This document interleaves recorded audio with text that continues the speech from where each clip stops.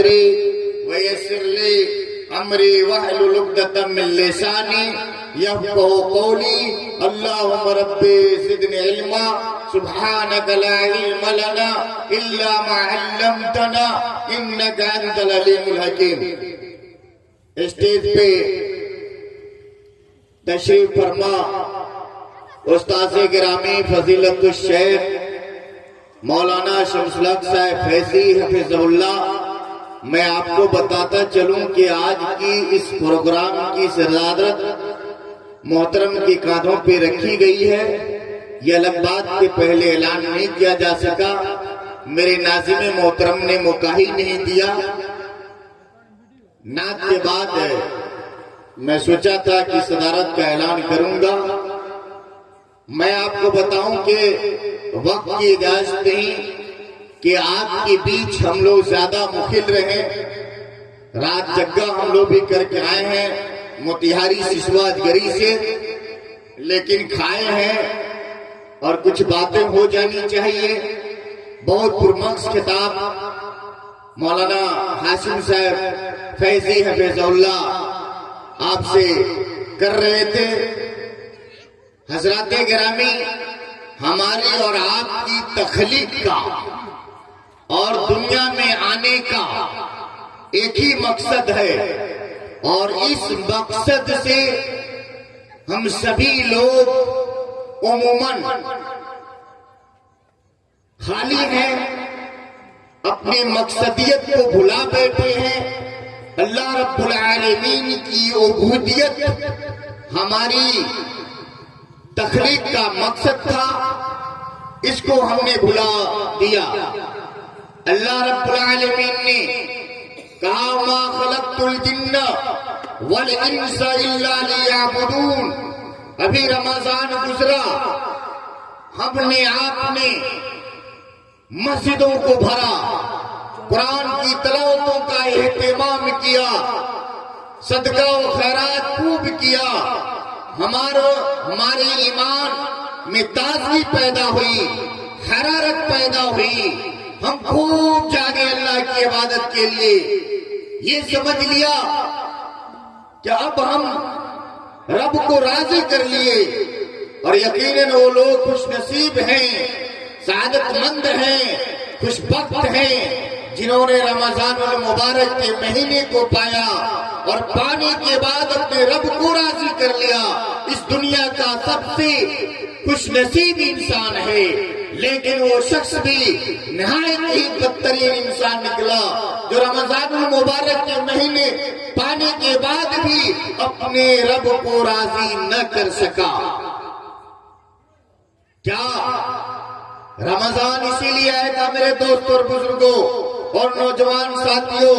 کیا میں تمہیں سرٹیفکیٹ دیتا ہوں کہ صرف رمضان المبارک کے مہینے میں اللہ کی عبادت کر لو، قرآن کی تلاوتیں کر لو، رمضان کے روزے رکھ لو، اور اللہ سے رو کر کے گڑ گڑا کر کے رب کو راضی کر لو، اور اس کے بعد میں تمہیں نجات کی سرٹیفکیٹ دے رہا ہوں کہ جاؤ 11 مہینے جیسے چاہو وقت گزارو۔ میں سمجھتا ہوں کہ جن لوگوں نے یہ خام خیالی پال رکھی ہے اور یہ سمجھ رکھا ہے کہ اب ہمیں نجات مل گئی صرف رمضان کا روزہ رکھ لینے کے بعد، تو یہ ان کی کجفہمی ہے۔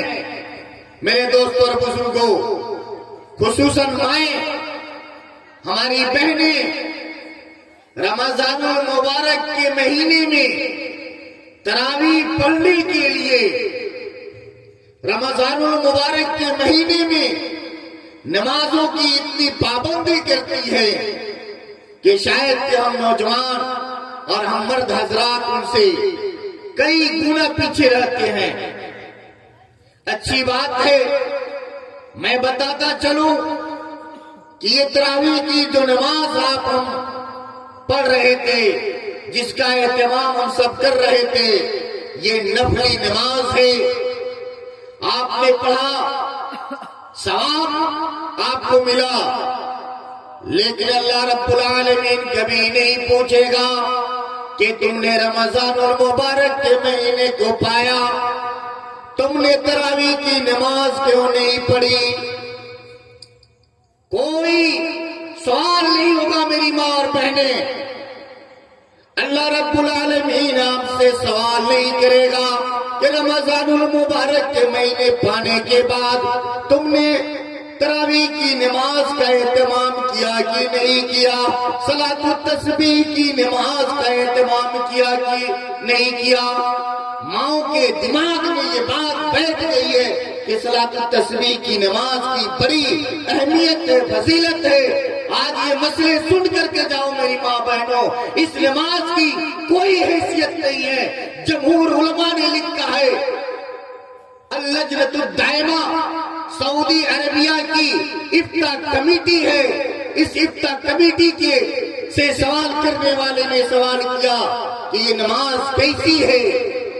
جواب ملا یہ نماز بدعت ہے، باطل ہے، منکر ہے، اس کا کوئی ثبوت نہیں ملتا۔ بعض علماء نے اپنی کتابوں میں لکھا ہے کہ یہ موضوع روایت ہے، من گھڑت روایت ہے، لیکن میں مان لیتا ہوں کہ اگر یہ نماز درست ہے تو میں پوچھنا چاہتا ہوں علماء کرام سے جو یہ مسئلے بتاتے ہیں کہ نماز پڑھنا درست ہے، میں پوچھنا چاہتا ہوں ماں بہنوں سے کہ کیا کبھی آپ نے غیر رمضان میں اس نماز کی پابندی کی، اہتمام کیا؟ حضرت ابن عباس نے یہ نماز اکیلے پڑھی، جماعت کے ساتھ پڑھی، رات میں پڑھی، دن میں پڑھی، کتنی بار پڑھی؟ کوئی ثبوت نہیں ملتا ہے میرے دوستوں بزرگوں۔ کیا آپ نے یہ نماز اکیلے پڑھی، جماعت کے ساتھ پڑھی، کب پڑھی، کیسے پڑھی؟ کوئی ثبوت نہیں ملتا ہے۔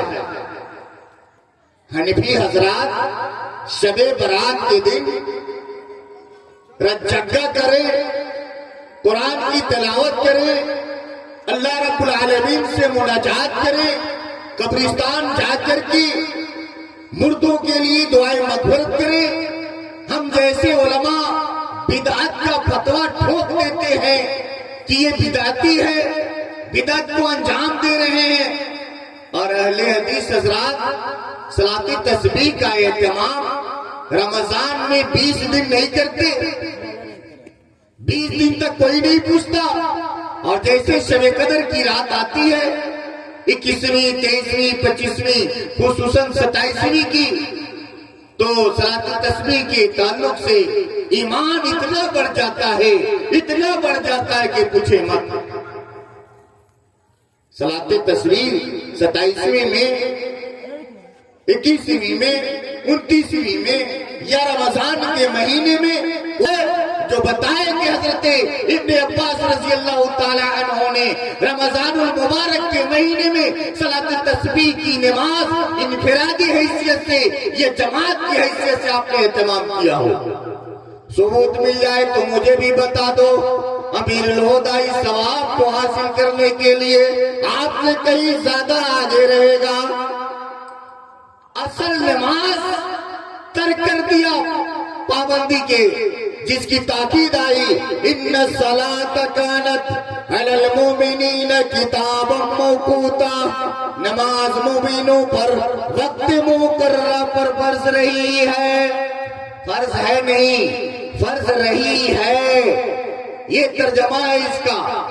بعض علماء اس کا ترجمہ کرتے ہیں ماضی استمراری کا صیغہ، ان الصلاۃ کانت علی المؤمنین، مومنین میں مرد بھی شامل ہیں، عورتیں بھی شامل ہیں، فرض رہی ہے۔ لیکن تراویح کے تعلق سے، صلاۃ تسبیح کے تعلق سے، ششعیدی روزے کے تعلق سے مسئلے پہ مسئلہ پوچھی جا رہی ہو، کبھی آپ نے یہ کیوں نہیں پوچھا کہ مولانا یہ بتائے کہ صرف رمضان کے مہینے کی میں پابندی کرتا ہوں، پابندی کرتی ہوں، اور 11 مہینے سال کی طرح زندگی گزار رہی ہوں۔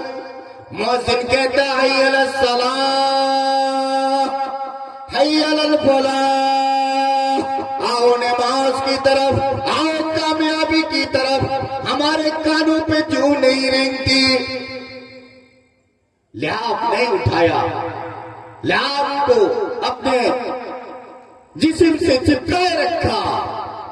یہ کیوں نہیں پوچھتے ہیں کہ 11 مہینے میں نماز کی پابندی نہیں کر رہی ہوں، کیا میری بخشش ہو جائے گی؟ کیا میں مومن ہوں؟ اقیموا الصلاۃ ولا تکونوا من المشرکین. اے مومنوں، نماز قائم کرو اور مشرکیوں میں سے مت ہو جاؤ. پتا چلا کہ نماز کی پابندی کرنے والا مومن ہے، مسلمان ہے، اور نماز کی پابندی نہ کرنے والا کیا ہے؟ مشرک ہے. اور مشرک اللہ رب العالمین کی نظر میں سب سے برا ہے. ان شرک لظلم عظیم. شرک اللہ رب العالمین کے نزدیک بہت بڑا ظلم ہے. وہ مائیں کیسی مائیں تھی، وہ بہنیں کیسی بہنیں تھی، وہ بنت حوا کیسی خواتین تھی. آپ صلی اللہ علیہ وسلم کی خدمت میں حاضر ہوتی ہے، کہتی ہے اللہ کے رسول صلی اللہ علیہ وسلم، یہ میرا خاوند ہے، یہ میرا شوہر ہے، نماز کی پابندی نہیں کرتا. شکایت کرنے والی کون ہے؟ بیوی ہے. اور آج کی میری مائیں بہنیں، رات میں موتیہاری سے آ رہا تھا، 4 بجے کا سمے تھا. میری نگاہ چلتی خواتین پہ، چلتے مردوں پہ پڑی جو غیر مسلم ہے. 4 بجے وہ اٹھ گیا، وہ قوم اٹھ گئی، وہ حضرات بیدار ہو گئے. جو سوئی ہوئی قوم تھی اور جو قوم جگانے والی تھی، جو سب سے پہلے جاگنے والی قوم تھی، آج وہ سو رہی ہے. میں موتیہاری سے چلا، غیر مسلم عورتوں کو دیکھا، مردوں کو دیکھا، 4 بجے جگے ہوئے اپنے کام میں لگا ہوا ہے. اور آج ہماری مائیں اور بہنیں صبح سورج طلوع ہونے کے بعد تک سوئی رہ رہی ہیں. میری مائیں اور بہنیں آؤ، اللہ کے رسول صلی اللہ علیہ وسلم کے دربار رسالت میں خاتون پہنچتی ہے، اپنے شوہر کے خلاف شکایت کر رہی ہے، اللہ کے نبی میرا شوہر بے نمازی ہے، نماز وقت پر نہیں پڑھ رہا ہے، نماز کی پابندی نہیں کر رہا ہے. اللہ کے رسول صلی اللہ علیہ وسلم صرف اس بات کی شکایت نہیں کہ نماز کی پابندی نہیں، یہ بھی کہ میرا شوہر مجھے روزہ رکھنے نہیں دیتا. کیا شکایت کر رہی ہے؟ مجھے روزہ رکھنے نہیں دیتا. دو بات جو اہم ہے اسلام کے لیے، بنیادی بات ہے. اور اس کا شوہر نہ نماز کی پابندی اور نہ روزے کا اہتمام، خود روزہ نہیں رکھتا اور بیوی روزہ رکھ رہی ہے تو روزہ توڑوا دے رہا ہے. کتنا نالائق انسان. اللہ کے نبی صلی اللہ علیہ وسلم بلوا رہے ہیں اس خاوند کو، اس شوہر کو، اس مرد کو. کہا کہ تیری بیوی تیرے خلاف یہ شکایت لے کر کے آئی ہوئی ہے، کیا یہ اس کی شکایت درست ہے؟ اس نوجوان کا جواب جو سنے، کہتا اللہ کے نبی صلی اللہ علیہ وسلم میری بیوی کی جو شکایت ہے، جو مقدمہ ہے، وہ بالکل درست ہے. اللہ کے نبی میں مزدور ہوں، کسان انسان ہوں، بے بس اور لاچار ہوں، مالی اعتبار سے کمزور ہوں، جنگلوں میں جاتا ہوں، لکڑیاں کاٹ کر کے اسے بازاروں میں فروخت کرتا ہوں، اور فروخت کر کے میں رات دیر رات آتا ہوں. فجر کی نماز کی پابندی مجھ سے نہیں ہو پاتی ہے، نیند کا غلبہ ہو جاتا ہے. اللہ کے رسول صلی اللہ علیہ وسلم میں اتنا تھکا ہارا ہوتا ہوں کہ مجھے اذان کی آواز نہیں سنائی دیتی. میں تھک کر کے، ہار کر کے بالکل نڈھال ہو جاتا ہوں. ایسا نہیں کہ میں نماز نہیں پڑھتا ہوں، جماعت کے ساتھ اللہ کے نبی صلی اللہ علیہ وسلم پڑھنے سے میں قاصر ہوں. رات سوال اس کے روزے तोड़वाने का, तो मैं नौजवान हूं और मैं जब रातों को थक हार करके आता हूं तो मेरी बीवी को मैं पाता हूं कि ये रोजे से है। अल्लाह के नबी सल्लल्लाहु अलैहि वसल्लम मसले की नौइयत और कैफियत को समझ लेते हैं। आप सल्लल्लाहु अलैहि वसल्लम देखें, जमात के साथ नमाज न पढ़ने वाले को डांटा नहीं, फटकारा नहीं, उसके उज़्र शरई को समझा और आपने उस खातून को कहा कि जब तक तेरा शौहर तुझे नफली रोजे का हुक्म न दे तुम रोजे मत रखना। बात समझ में आई मसले को? वो थक हार करके निढाल हो जाता है, बेबस है, रोजी रोटी की तलाश में है, और वो खातून जो नमाजी है अल्लाह के रसूल के खिदमत में हाजिर करके अपने शौहर के खिलाफ शिकायत करती है। आज हमारी माएं खुद नमाज नहीं पढ़ती हैं, खुद नमाज की पाबंदी नहीं करती हैं। इनसे जितना लान तान तशनीह और इनका ईमान जब शादी होने लगे बेटे और बेटियों की तो इतना बढ़ जाता है, ईमान जाग जाता है कि बगैर गाना बजाने के और चाउर फटकेंगी तब उसमें खुराफात करेंगी। उस वक्त इनका ईमान इतना जाग जाता है। लेकिन मुअज्जिन कहता है ये सलाह, कोई फर्क नहीं पड़ता, लेकिन कान में अल्लाह के रसूल सल्लल्लाहु अलैहि वसल्लम की मुनादी ने निदा लगाई, आवाज पहुंची, ईमान नहीं जागा। और गाना बजाना करने के लिए जैसा मौलाना ने कहा कि बात में समा देगा, बात सही है कि बात में नहीं समाता। ये ईमानी कमजोरी का आलम कि आज मोमिन होने के बाद भी कलमे ला इलाहा इल्लल्लाह मोहम्मद रसूलुल्लाह पढ़ने के बाद भी, रोजों का एहतमाम करने के बाद भी, जिस नमाज ने उन बुराइयों से जिसके बारे में शरीयत ने कदगन लगाया है, पाबंदी आयत की है कि इन कामों को नहीं करना है, रिश्वत नहीं लेना है, झूठ नहीं बोलना है, शिर्क व बिदअत नहीं करना है, गाना बजाना नहीं करना है। अपने बेटियों की शादी करो तो सादगी के साथ करो, बेटे की शादी करो तो सादगी से करो, कोई डिमांड नहीं होना चाहिए, कोई आरात बरात का तस्वुर इस्लाम में नहीं। लेकिन इस काम को अंजाम दे रहे हैं नमाज की पाबंदी करते हुए। तो नमाज पढ़ने का मेरे दोस्तों और बुजुर्गों कोई फायदा नहीं।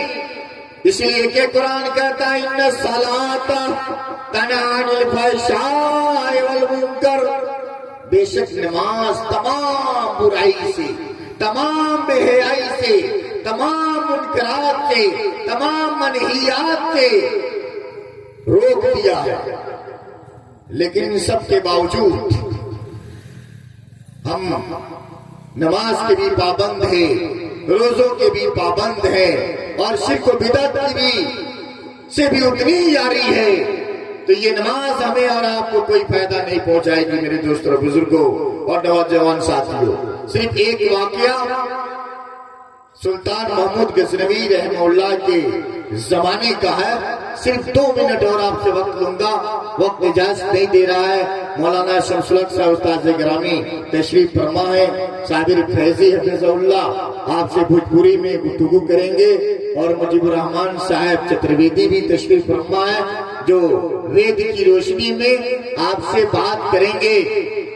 मैं ये कह रहा हूं आपसे कि अगर दुनियावी जिंदगी में सुरखरू चाहते हैं, सरबुलंदी चाहते हैं, रुसवाइयत की जिंदगी से बचना चाहते हैं, मकहूरियत और मजलूमियत की जिंदगी से बचना चाहते हैं और आप अपने आप को जहन्नम की आग से बचाना चाहते हैं, तो मेरे दोस्तों और बुजुर्गों, जिस ईमानी हरारत के साथ, जिस ईमानी तमाज़त के साथ اور جس ایمانی بیداری کے ساتھ نمازوں کی پابندی آپ نے رمضان المبارک میں کیا، اسی پابندی کے ساتھ، اسی ایمانی تازگی کے ساتھ غیر رمضان میں بھی نمازوں کا اہتمام کریں۔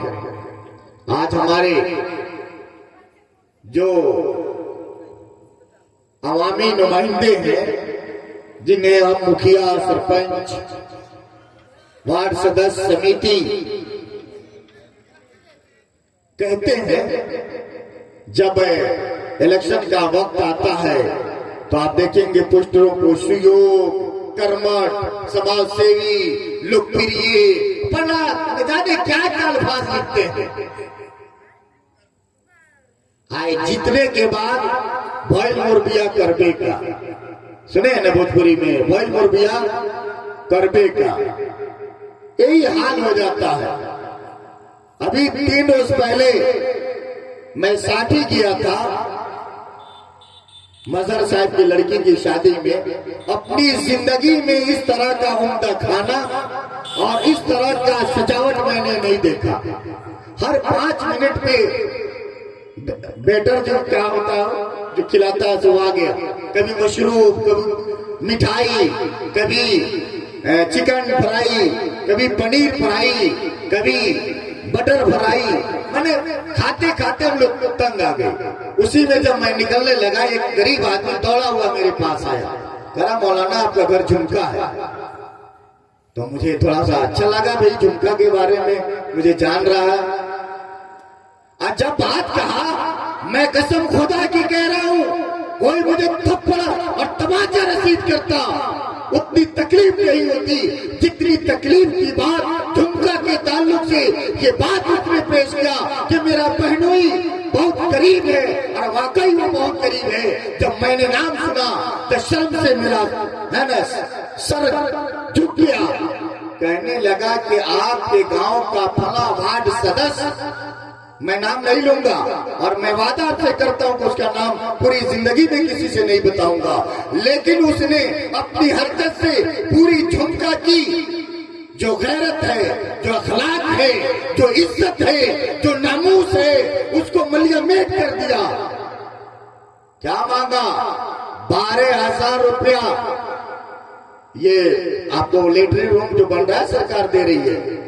کہا رہا کہ 6,000 روپیہ دو گے تو میں تمہارا پیسہ پاس کراؤں گا، اور نہیں تو تم کو جانا چاہتے ہو جاؤ، کوئی فرق نہیں پڑے گا۔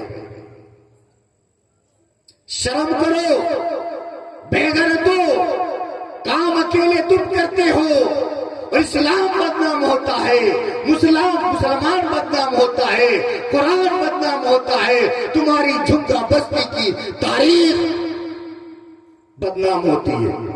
استاد گرامی بیٹھے ہوئے خورشید صاحب مدنی کہہ رہے تھے، ارے جھمکا والو، آپ کب تک اپنی بزرگوں کی تاریخ کو دہراتے رہو گے اور کہتے رہو ہم تاریخی بستی سے تعلق ہے؟ کوئی تاریخی پروگرام تو کراؤ۔ شاید صحیح کر رہا ہوں، غلط کر رہا ہوں؟ خورشید مدنی مخاطب تھے مجھ سے، کہا کہ آپ کب تک اپنے بزرگوں کو بھلاتے رہیں گے کہ میں جھمکا بستی کا پیدرم سلطان بدھ، یہ جملہ انہوں نے دہرایا کہ میرا باپ بادشاہ تھا۔ میرے باپ کا بادشاہ تھا، تیری حیثیت کیا ہے؟ میں یہ عرض کر رہا تھا کہ یہ نیتا لوگ جب الیکشن آتا وعدہ کرتے ہیں، لیکن ہمارے اسلاف جو نیتا گیری کرتے تھے ایسا نہیں تھے۔ کیسا تھے؟ گشت کر رہے ہیں سلطان محمود غزنوی رحمہ اللہ، دیکھا ایک شخص کو تندور کے سامنے، تندور کے پاس، تندور کہتے ہیں ماں بہنیں نہیں سمجھ لیں گی، چولہا، چکی، وہاں پر ایک آدمی سو رہا۔ محمود غزنوی رحمہ اللہ نے جب اس انسان کو دیکھا کہ چولہے کے پاس سویا ہوا ہے، آپ نے اس کو جگایا اور پوچھا کہ تم کون ہو؟ اس انسان نے کہا کہ میں مزدور ہوں۔ کیا کہا؟ میں مزدور ہوں، بے سہارا ہوں، کمزور ہوں، میں یہیں پر اپنی رات گزارتا ہوں۔ کہا کہ اتنی سردی رات میں، اتنی ٹھنڈ رات میں تیری یہ رات کیسے گزرتی ہے، کیسے کٹتی ہے؟ تندور کے پاس سو رہے ہو، کوئی چٹائی نہیں، کوئی بچھونا نہیں، کوئی لحاظ نہیں۔ قربان جائیے اس غریب انسان کے جواب پہ۔ اس غریب انسان نے جواب دیا، سلطان محمود غزنوی رحمہ اللہ کو کہا کہ آدھی رات آپ کی طرح گزر جاتی ہے اور آدھی رات آپ سے بہتر گزر جاتی ہے۔ کیا جواب دیا اس غریب انسان نے؟ سلطان محمود غزنوی رحمہ اللہ کو گشت لگا رہے ہیں کہ ہماری کوئی رعایا، ہمارا کوئی پرجا، کوئی بھوکے تو نہیں، کوئی پریشان حال تو نہیں، کوئی تکلیف میں اپنی رات تو نہیں کاٹ رہا۔ اسی گشت کے دوران اس انسان کو دیکھا کہ چولہے کے پاس بغیر کسی لحاظ، بغیر کسی رضائی، کسی چٹائی کے سو رہا ہے۔ کہا کہ تیری رات کیسے کٹتی ہے؟ کہا کہ آدھی رات آپ کی طرح کٹتی ہے اور آدھی رات آپ سے بہتر کٹتی ہے۔ بات سمجھ میں آئی آپ کو لوگوں؟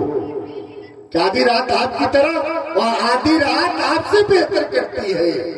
سلطان محمود غزنوی رحمہ اللہ نے جواب سنا، حیران و پریشان، کہا کہ میں تیری بات کو نہیں سمجھ سکا، اپنی بات کی وضاحت کرو۔